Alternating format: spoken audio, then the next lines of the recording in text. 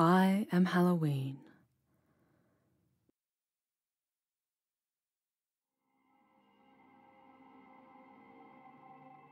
Halloween is my saving grace. The one night a year I can go outside without a mask. I don't want it to sound like I spend all year waiting for this day, just whiling away the hours with bated breath and anticipation. I would like to say that I have other interests, that I am able to find myself so engrossed in some human activity that I actually forget about the one day I can truly be myself. But this would be a lie. It's an uncommon hour that I go without thinking about the 31st of October, that glorious night when I can step out into the cool air and almost, just almost, feel human. The last Halloween was perhaps my favorite. My favorite day hasn't been the same since this area became occupied, since the human beings with their warm skin and their innocent minds began constructing ramshackle dwellings within the imaginary borders of what was once mine. When I say it wasn't the same, I am speaking quite literally. My favorite day was a different day before the humans came. Back then, what I referred to as simply my day took place once every year, and what the humans know as October 23rd, a day of great power, when the walls between the physical and the supernatural grow thin and malleable. Evil was released into the world on the 23rd of October, although such designations as months were many centuries from their creation. An insane, power-hungry beast managed to doom her entire species on that day, an October 23rd, many hundreds of years ago. I often wonder what the world might have been like if she hadn't committed the ultimate mistake. It's irrelevant, I always end up telling myself, because I wouldn't exist. Unlike the naive human beings who roam the streets in their speeding cars and make screaming love to one another in their shoddy homes, I've been blessed with a natural intuition, allowing me to always understand how far in time we've drifted since our last cycle began. It is this sense that allows me to know the current year as 6020. In human years, I believe that would be 2016. Anno Domini are the words they use. Words from an ancient language, ancient by their standards. But I digress. It was the Halloween of 6019, or 2015, that was my favorite. My day had always been the 23rd of October. When I was alone here, I would slip out onto the surface and enjoy the rush of power as I was joined by my fellow creatures of the night. I would walk, aimlessly and without direction, as the others whipped around me. Some were burdened with deformed, hellish shapes, cursed to roam in the shadows of the earth, safe from humanity's leering eyes. Others were no more physical than the wind itself, and only visible to my eyes because of the power that courses through every living creature on the night of the 23rd. Still others were beyond form, beyond comprehension, no more than forgotten memories, drifting from mind to soul, despairing in their acceptance of eternal suffering. Some have believed that I may end up like them. I have no intention of proving them right. When the humans came and settled down, they scared away my friends. Any human child would find the notion ridiculous. An army of the supernatural, the nightmare of the most disturbed, frightened away by innocent human beings. But it happened this way. The humans didn't come alone. They brought their single most disturbing, most wicked power of all. The power of denial. Human children spend their time wondering what it would be like to share the powers of their fellow creatures.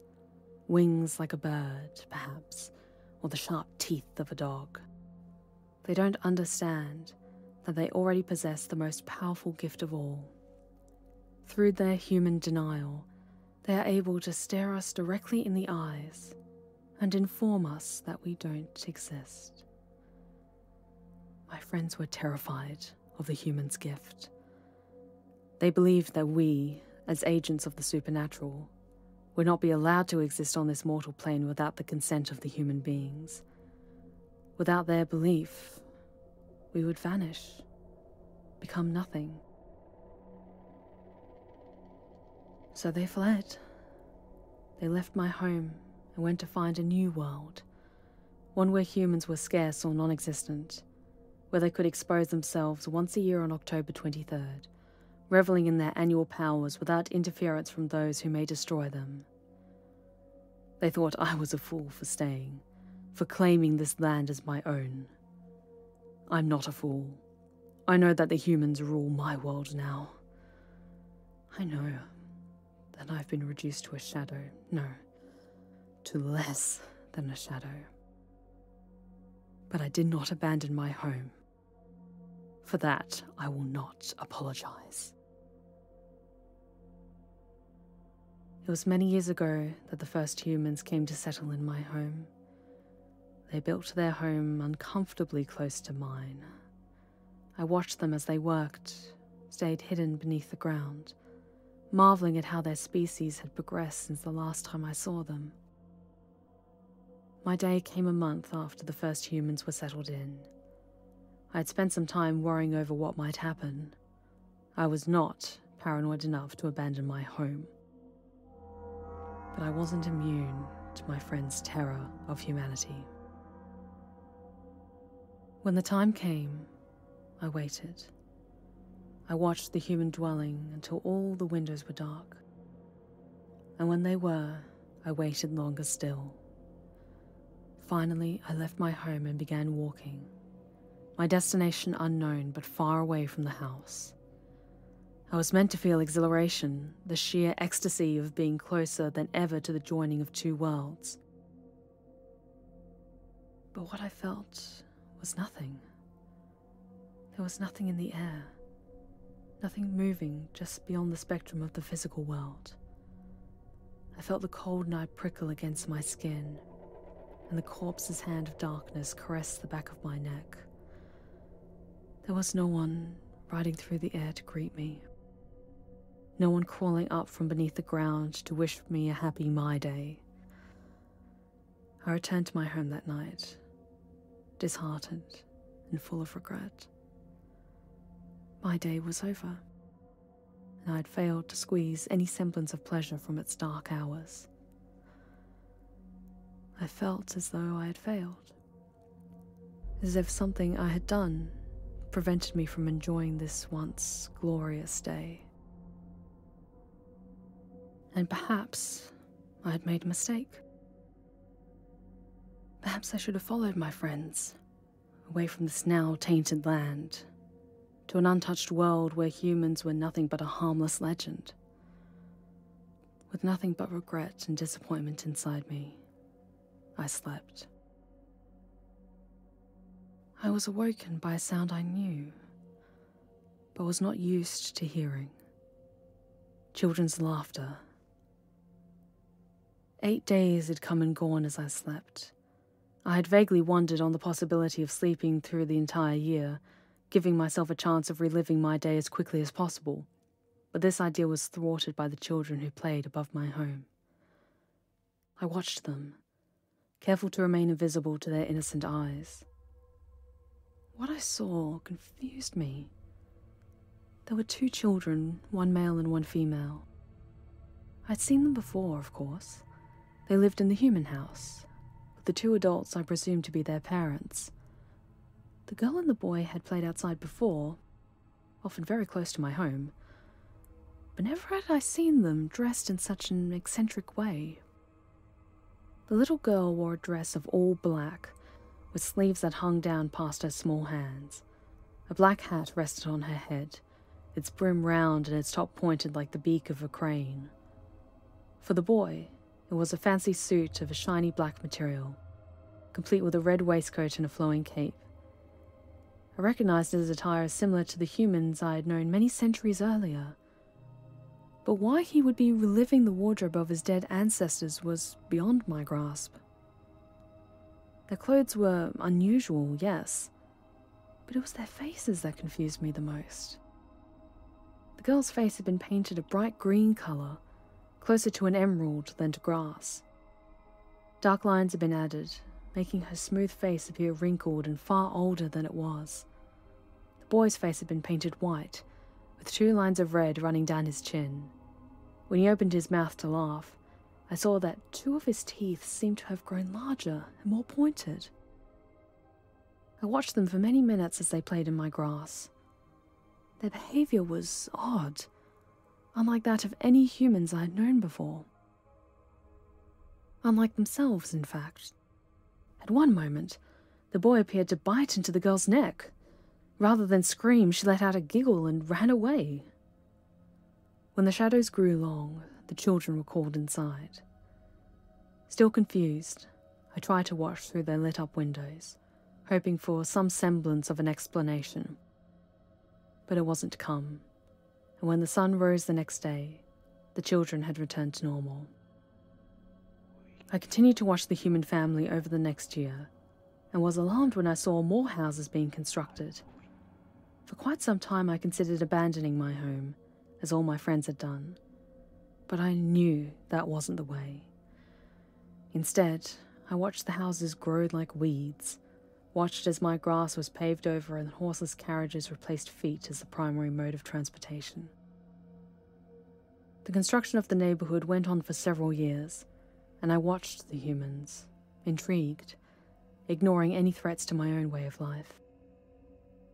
Every October 23rd, I would leave my home after nightfall and wander around what remained of my grassy field. No one returned to me. None of my friends came back to admit their mistake.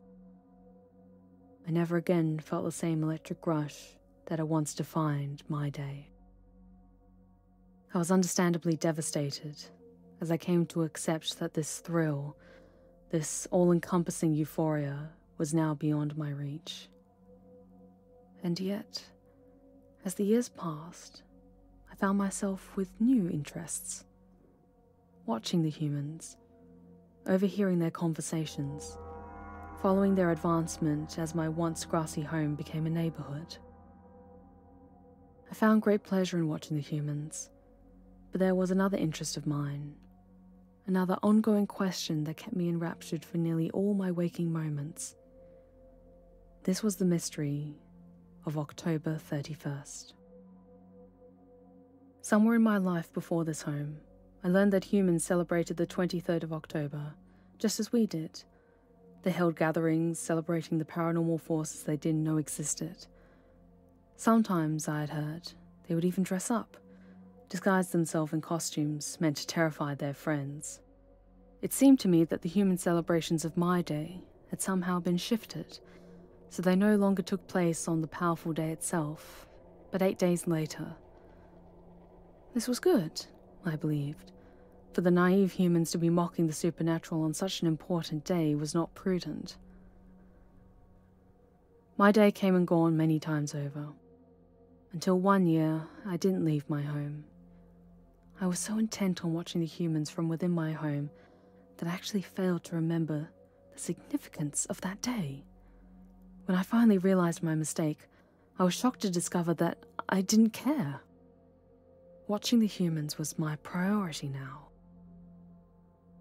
It was on that day, October of the year 6007, I believe, that I first began to wonder if there wasn't a way to resurrect the glory of my day. I had learned over many decades that October 23rd had been forgotten in this part of the world, that its power wasn't enough to get me high, but perhaps, I thought, perhaps October 31st would function just as well. I eventually came to know this day as Halloween. The humans believed it was an ancient holiday connected to their religions. They didn't seem to even remember that the 23rd was the real day of power. But this was fine. Every year on the 30th, I would try to convince myself that this was my moment, that I would sneak out from beneath my home and enjoy the utter bliss of my day for the first time in decades. I was never convinced by my own thoughts, and was always left alone in my underground lair. But finally, just 3 short years ago, I did it. It was the night of the 31st. I knew that less than an hour would pass before the day would end and November would begin. It would be another year of disappointment, another oath to myself that I would never let it happen again. I was not thinking when I crawled from my lair. Nothing was in my consciousness but the instinct, the all-powerful impulse that commanded my thoughts and forced me to finally act. Before I understood what I had done, I stood on the grass above my home, the lights from the neighborhood illuminating all the human homes. I was shocked. Since the first human settlement was built in my field, I hadn't once been out in the open air except on the 23rd. Yet here I was, standing in the darkness, my feet wet in the grass, almost as if I were a human being myself. I cannot say what possessed me to move further. Every instinct in my body told me to flee, to run and hide in some distant place with no humans to deny my existence. But I kept moving, somehow. My feet propelled me across the ground until the wet grass became pavement. The neighborhood was devoid of humans. Lights were on in many of the homes, but if anyone saw me walking slowly down the street, they did not seem to care. As I moved, I wondered when I would begin to feel that old rush, that old thrill, or if I ever would. I knew that leaving my home was a mistake, but if Halloween proved to be no more powerful than any other day, I would be at a loss. When I was nearly halfway down the main road, I noticed something creeping along one of the houses. A movement, though without solid form. I wondered for a single delirious moment if perhaps one of my friends had returned to discover the hidden powers of the 31st with me.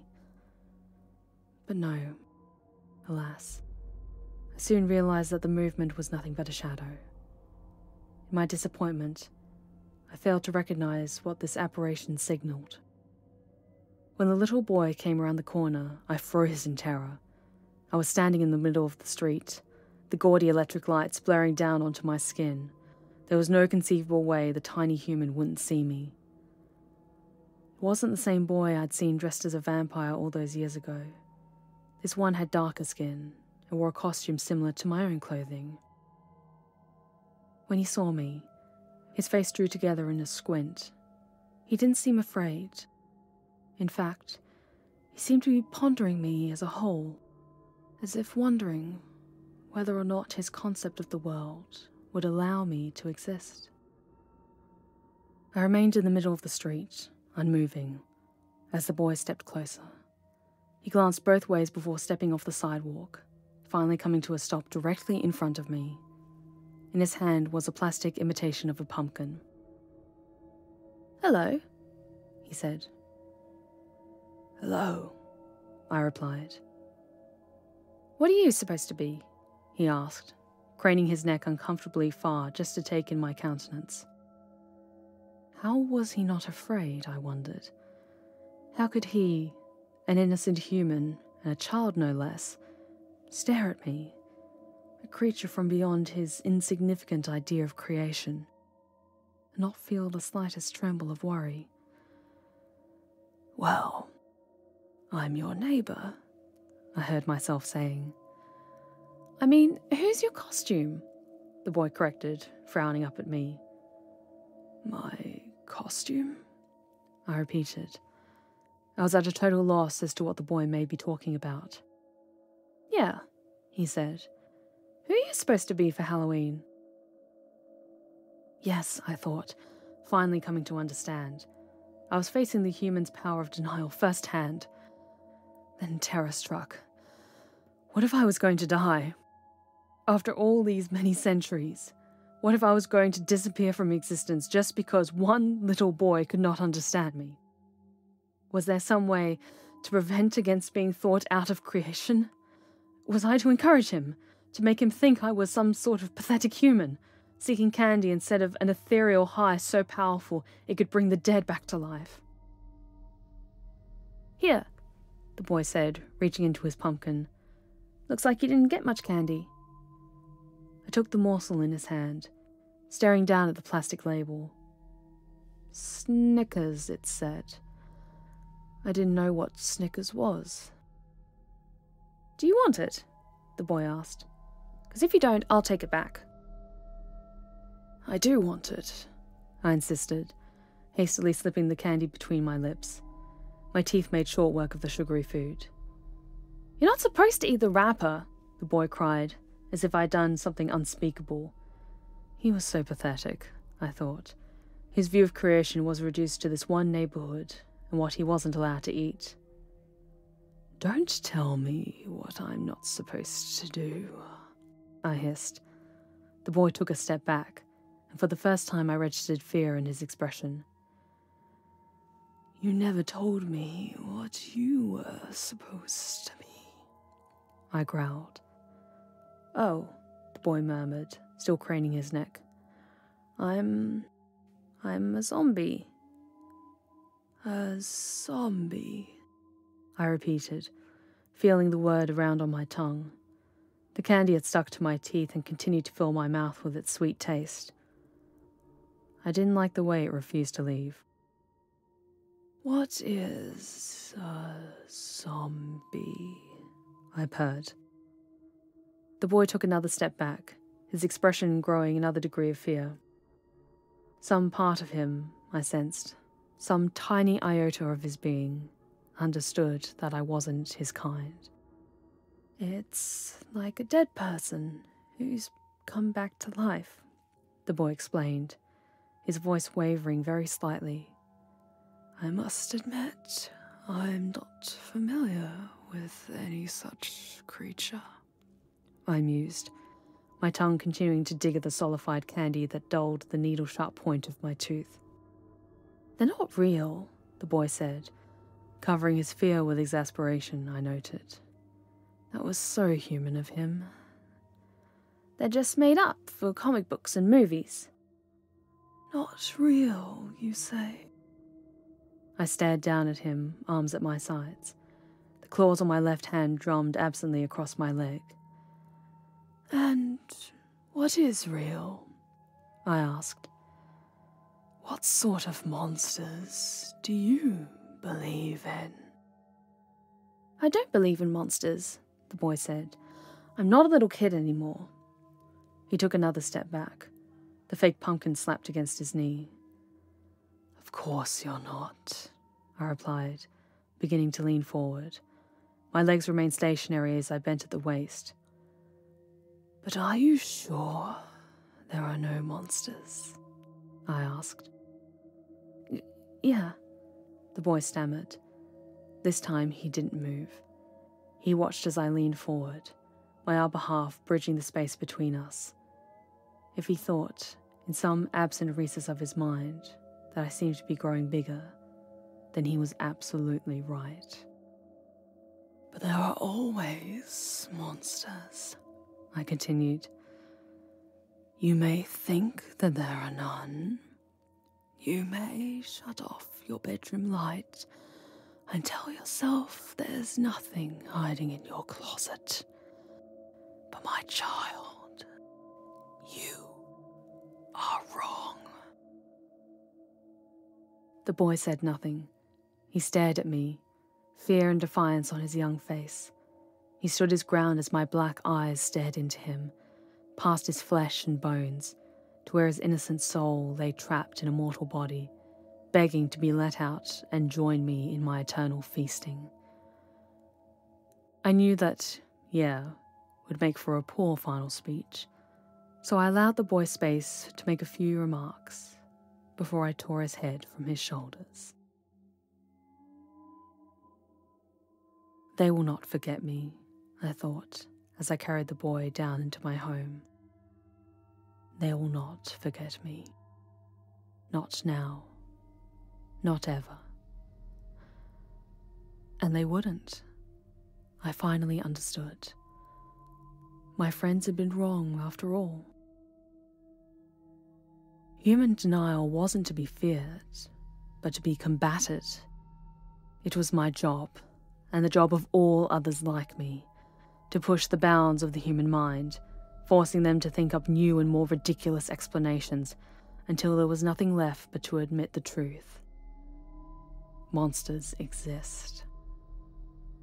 The human mind is a twisted, disturbing place. I realized this as I crouched in the darkness of my home, tearing the little boy's flesh apart with my bare teeth. The humans would lie to themselves, all to pretend we don't exist, yet at the same time, they would dedicate an entire holiday to acting out their pathetic depictions of us, pretending to be us for nothing more than cheap amusement. Deep down, they believed. Every last one of them believed. And on that Halloween night, I felt the first whispers of the old ecstasy that had once defined my day. It was then, as I sucked the marrow from the little boy's bones, that I knew Halloween and my day had become one. The next year, I was prepared. After the little boy's disappearance, several families left town. They were replaced by others of their kind, who in turn brought more, and eventually my impulsive killing had the effect of bringing more houses to my once grassy field. To my great annoyance, one of these houses was built directly on top of mine. I had the forethought to evacuate myself and whatever remained of the little boy before construction began. I hid out far away, careful not to be seen by human eyes. This was another of their many hypocritical stances. A scary mask was to be praised on Halloween, but demonized every other day of the year. When the house was finished, I returned to my lair. The human bastards had replaced my walls, my floor, my ceiling with hard, cold substances that I knew I would never find appealing. My home had been ruined. I briefly considered building myself a new one in the earth farther away from town. But my friends had been unable to drag me from my home all those years ago, and if they could not convince me to leave, then no human could either. I have stayed in the basement ever since. The humans who live in my house never come down the shoddy wooden stairs, except occasionally to check the furnace. On the rare day that one of them makes an appearance, I keep myself well hidden in the shadows. It was only on the last Halloween, a year since my impromptu feast, that I was seen by any number of humans. Yes, I had known some in my lives before this home, but ever since coming to my once grassy field, I had been seen by no human eyes, barring those of the little boy. When the sun went down on the night of the 31st, the children left their homes to wander the streets. Some of them were dressed in the brightly coloured uniforms of popular culture heroes. Others had retained the traditions, dressing as monsters of folklore that would bring fear to their impressionable younger siblings. Before making my move, I spent some time watching the children through my basement window. They all seemed so happy, I thought, so ready to deny the existence of my people, yet so quick to wear our faces. It was a two-edged sword, I realized only in that moment. Human denial prevents us from being what we once were, yet it is their fascination with the supernatural, their obsession with a world they don't believe exists, that allows us to remain as we are. Denial is our enemy. Fear is our ally. As long as human beings are afraid of the dark, as long as they create vivid monsters out of terror-soaked imaginations, I will have power. When I was sure all the children in town were out and about, I slipped silently through the basement window and unfolded myself on the lawn. As I made my way out into the street, children turned to stare. Some cried out in surprise, some cowered in fear, but every pair of youthful eyes were trained on the tall, thin stranger in their midst. When I came to the center of the street, my feet planted where their friend had died 1 year earlier, and I raised my arms to the heavens. "Happy Halloween, everybody," I cried. My voice echoed through the streets. The children all seemed relieved, and they resumed their normal conversations. A pair of Satans rushed by me, clutching their pumpkins. A werewolf scooted to the other side of the street, passing by with both eyes fixed warily on my form. I wanted it. I wanted Halloween. This, not October 23rd, was my true day of power. Not some foolish anniversary of evil long past, but a holiday based entirely on fear, celebrated all across the globe. For the first time in many, many years, I felt the thrill building in my soul. I felt that high, that euphoria that had once been accompanied by ghostly figures riding through the night. I stared at the scene before me, all around me, and I knew that Halloween was my day now. Slowly I stepped forward. A crowd of children surrounded me, all babbling and laughing in excitement. I paid no attention to their words. Instead, I spread out my arms, allowing the tips of my fingers to brush against every child I passed. I could feel them.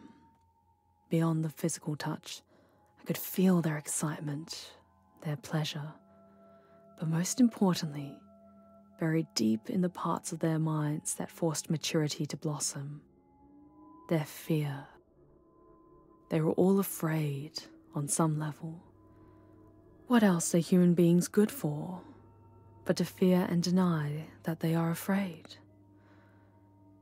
Perhaps some of the adult residents of my town wondered where the tall man in the hideous mask had come from. Perhaps some of them, in the farthest reaches of their conscious thoughts, wondered if I had anything to do with the child who had gone missing a year before. I hope they did.